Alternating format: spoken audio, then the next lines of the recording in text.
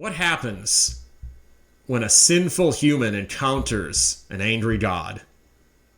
I'd like to look today at that theme in Joshua chapter 2, and we'll see that there are two possibilities.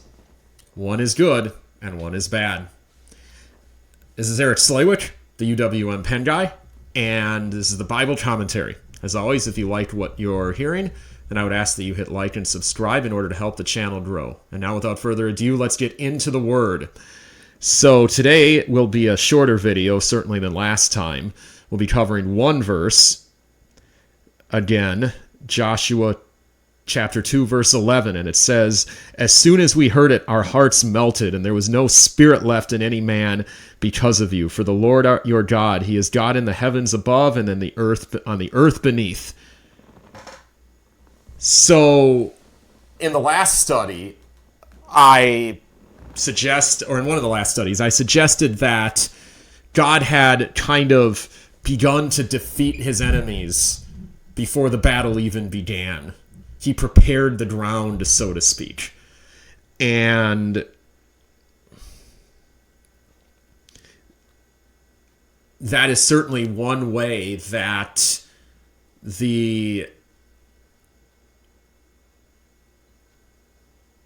that you see how a sinner reacts to encountering the angry God. For the inhabitants of Jericho, who, as I suggested in the previous video, God gave them up to their hard-heartedness and rebellion. This meant that it was their doom.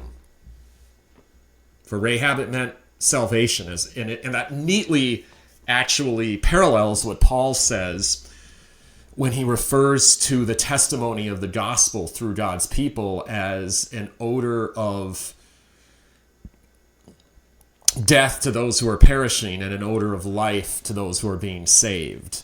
Now, when it says that people are being saved, it's not suggesting that salvation is a process or justification is a process. It's saying that there is a sense in which that initial full justification then has implications as a person is gradually delivered in a temporal sense from their ongoing sinfulness. It's important to keep these sanctification and justification separate, or you end up basically defaulting to works salvation, perhaps without even meaning to.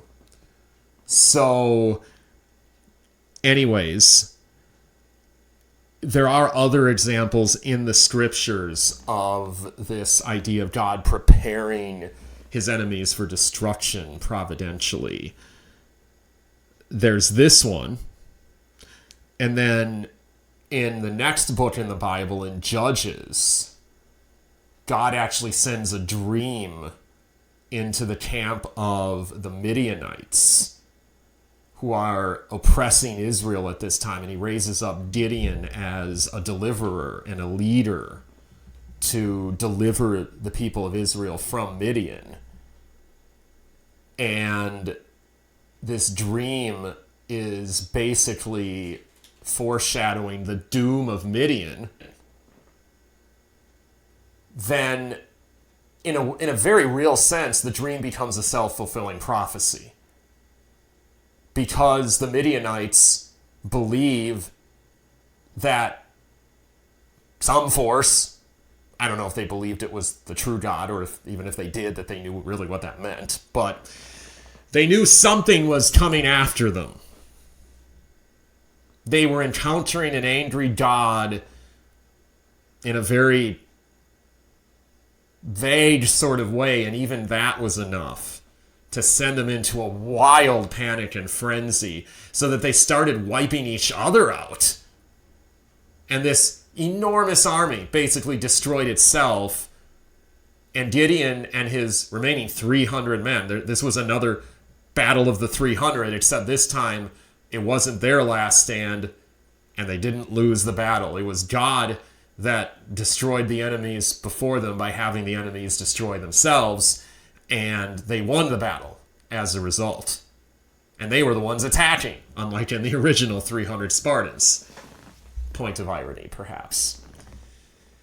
That's the more famous example of how sinners encountered an angry God, and God prepared the way for destruction before his people,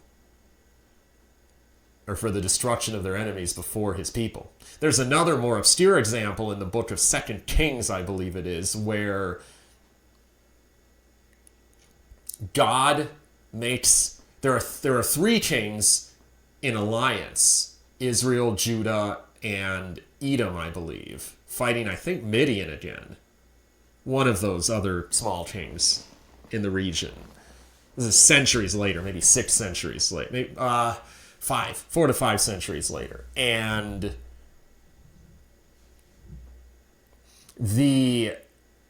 God makes the sun to reflect off the water in such a way that, I believe this is what happens, he convinces the enemy king that the alliance of the three kings have turned on each other, and the water is running red with their blood as they've slaughtered each other.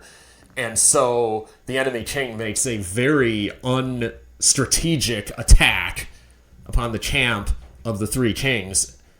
And so the allied armies have a massive edge, and they win the battle as a result.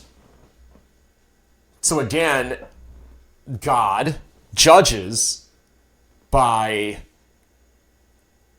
sowing confusion.